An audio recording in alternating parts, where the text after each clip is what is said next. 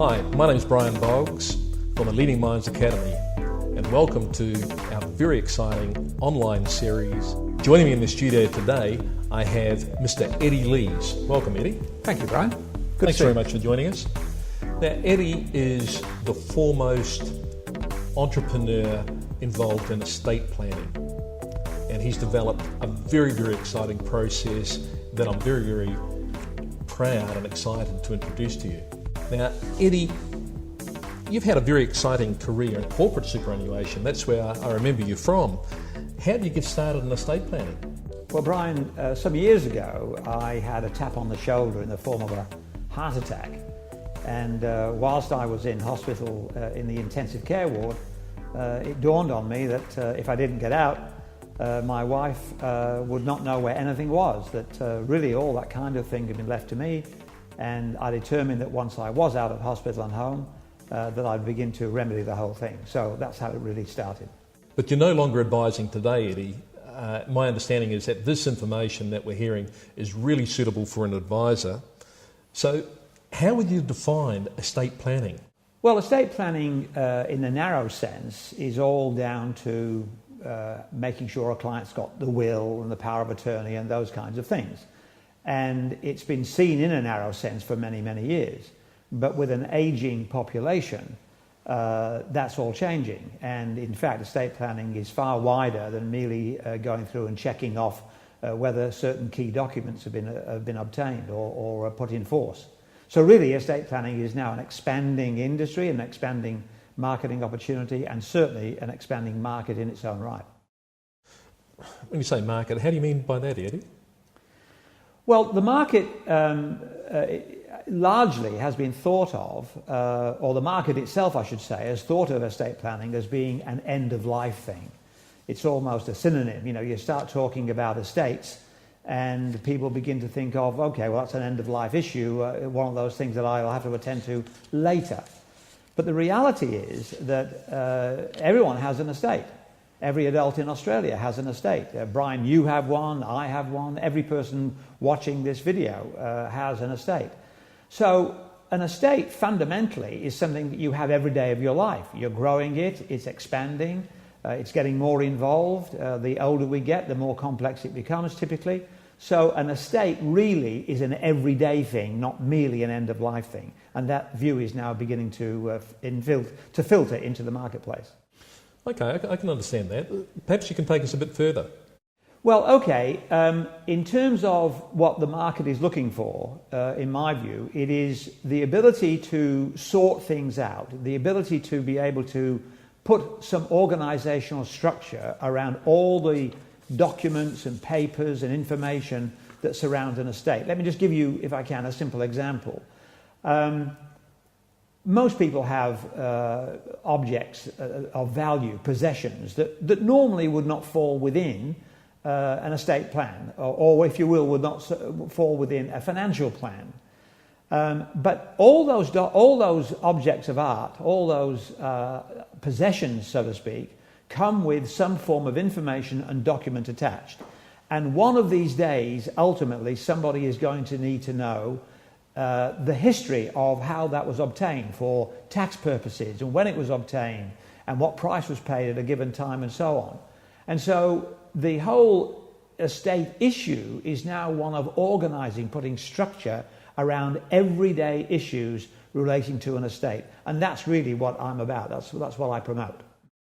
Okay.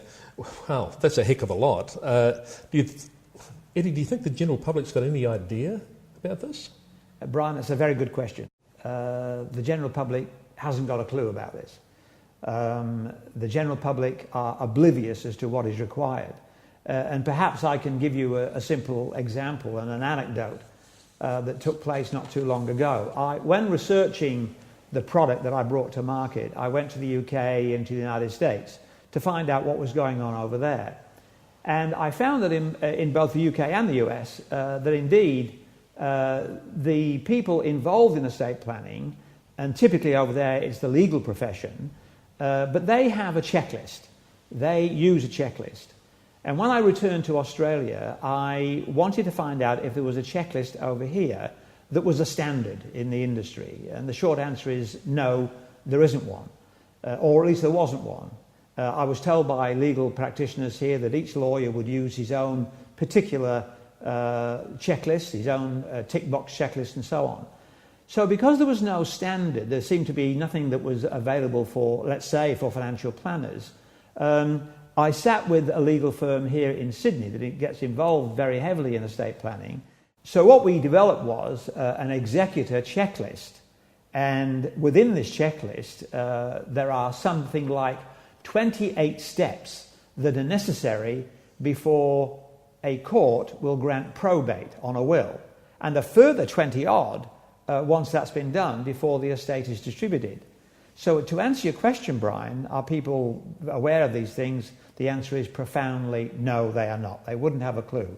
And yet they're going to need to know, or someone in their family or in their family group is going to need to know one of these days. So yes, it's very involved, and most people are quite ignorant of these important points. And I guess that's what you meant by sorting out your own affairs took a lot longer than you originally thought. There's a lot to this than I thought, Eddie. Well, not just for you, Brian, there's a lot more than I ever thought as well. When I did emerge from hospital some time ago, some years ago, and I began to address myself to this issue, in all honesty, I thought it would take 2 or 3 wet Sunday afternoons and I'd have it all fixed. But it was like tugging on a ball of string. The more I tugged on an issue, the more information I found was required in order to leave my wife, and this is how all this started. I wanted to leave my wife with the full detail of what was involved in our estate. So yes, it's far more involved, it is more time consuming, and that was the reason that I wanted to develop this for my wife.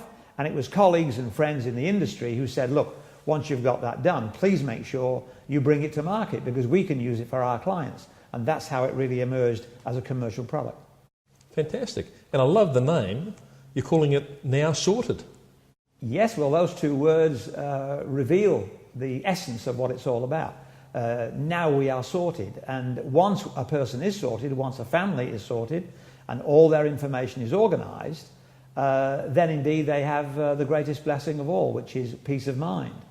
And the bottom line of what we're really trying to deliver to people for peace of mind is to have all the right information anytime, anywhere. What is the business model? How do you take Now Sorted to market? Well, what we do, Brian, is we license the service to facilitators. We use that generic phrase, facilitators, because Now Sorted itself does not provide advice. We abstain from advice. That's not our business. The legal practitioner, the accountant, the financial planner, with their respective hats on, they will provide the advice itself. And in that model, the facilitator speaks to and goes to their own client base, and they talk about the service and what it can provide and how it solves their problems in terms of organisation. A good example would be that when everything has been done for the client, I'm talking about the fact that the facilitator will help the client to record the information, produce a report for the client that arises from the information having been recorded. Could you have a look at that report, Eddie? Sure. It looks comprehensive. Yeah, it's very comprehensive. Yeah. So when I was looking at this earlier on, it's got some fabulous graphs and a lot of detail in it. So the client gets a lot of information. They do. They get a lot of information. We've compacted a great deal of it because we've made sure that this summarises the information that typically is inside the computer that the facilitator has stored all their information in. Right. So this, in other words, is a summary of all that information. Now, Eddie, is this what you call your standard model? Are there other models? Yes, there are other models. So the standard model to begin with is the facilitator saying to his or her client base, we'll do it for you. But recently we've been asked to develop other models along the lines of do it yourself. So for example, supposing we have a facilitator charging a fee, and by the way, they set their own fees and we don't clip the ticket. That's what they charge according to their practice. But a client of theirs might say, well, hang on a second, what happens if I want to install the information myself, if I want to input the information myself. Well, at that stage, we didn't have a model for it, but we now do. We now have a DIY model so that a facilitator can say, okay, look, I will set you up through Now Sorted. You can have the license to enter the information for your own estate, and I'll help you to do that. Stemming from that model is also the opportunity to provide the DIY to members of superannuation funds and also to members of associations. So the other models are DIY, either at the individual level or the superannuation fund member level or at the member of association level. In other words, it's very comprehensive, and every person in the marketplace can now have the benefit of having their estate sorted out. That's fantastic. And as I understand, Eddie, you will shortly be releasing your business will. Yes, indeed, Brian. You're well informed. Estate planning for small to medium business owners. That is quite so. I'm looking forward to seeing that. And we're looking forward to presenting it, Brian. We really are. Yeah, so that's something really exciting that Eddie's coming up. Eddie, we're almost through. Just two quick questions. How would you absolutely define Now Sorted, and what does it do?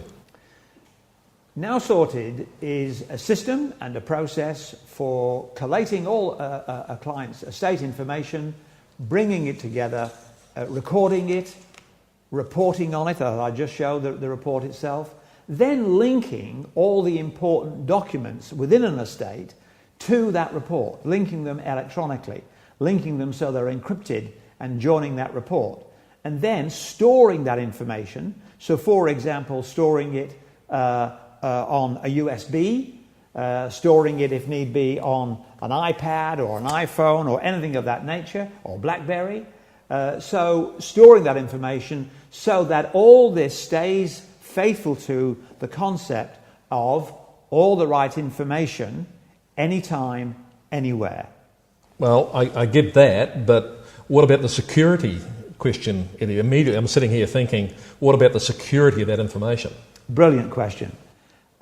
We are paranoid about security because we are fully aware that when you take a client's information and documents and so on, if they were to be stored online, of course, there's an opportunity for hackers to look into them. So can I just make this very simple point about Now Sorted? We store everything online except client data. We do not store any end user data anywhere at all. That is all between the facilitator and the client. The facilitator typically will store that information on his or her own PC in their office and back up in the normal way, the way they would do that. Why do we believe in that? Because if you put information in cyberspace and you put a lot of information in cyberspace, that becomes an attractive target for a hacker. If, on the other hand, you have that information stored on a PC and, of course, encrypted and password coded and so on, then that's much more difficult and much more time consuming for a hacker to aim for. So in terms of security, everything about Now Sorted is online except client data. I just want to make that point very strongly because everyone should be reassured by that. And I certainly am, Eddie, because that was my very, very first question to you. Now, everything that you've told me today is very, very comprehensive. But what about the cost? What sort of costs are involved? Well, okay, this is the good news. On top of what we've already provided, the costing is for a facilitator to become a facilitator. It costs $55 a month, including GST. In other words, it's around about $12.50, $12.60 a week to have the system that provides all that information, and also it's limitless in terms of the number of estates you can put into that software. And the only other cost is for $66 a year, or if you will, $1.25 a week for each client estate that's added. So, for example, if you had the license fee of $55 a month, and you had, and over 12 months, that's $660. And if you had, say, one client, or you had 10 clients altogether, another $660. That's 10 times 66. So $1,320 in a year would be the total cost, and the income that you would make from that would be very substantial indeed, probably in the area of between $80,000 and $25,000 for that outlay. That's incredible value. Absolutely. And what I'm very excited about, Eddie, is that you've got a process as well, a track for people to run on. Now, is there anything else, Eddie, that you'd like to add before we sign off today? No, other than, Brian, to say thank you to you and to the crew, and to simply say that what we would like to do is to ask for anyone who has an interest in Now Sorted to simply to click the link at the bottom of your screen, and it will take you to our website. You can explore there, and as a facilitator, you can take a 14-day trial and see it for yourself. Okay, Eddie, thanks very much for watching this. There's a power of information here. What I love about it is that there's a process that advisors can use within their practice and substantially increase their fees. Just below us here you'll find a box. I encourage you to click on that. That's www.nowsorted.com. That'll take you straight through to Eddie's site, and all the information that you need to get started is right there. Eddie Lees, thank you so much for joining us today. It's been a pleasure. Thank you, Brian, very much. Thanks, Eddie.